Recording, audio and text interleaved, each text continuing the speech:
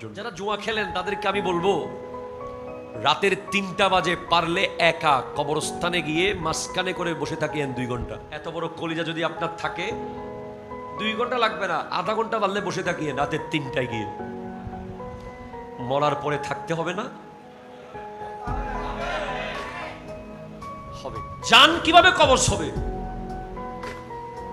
কালো কসকসে কাপড় নিয়ে আজরাইল আলাইহিস সালাম জাহান্নামের কালো কালো ফেরেশতাদের বহর নিয়ে আসবে। এমন ভয়ঙ্কর সিচুয়েশন হবে, মনে হবে পৃথিবীর সমস্ত সমুদ্রের পানি তার গায়ের দিকে আসতেছে।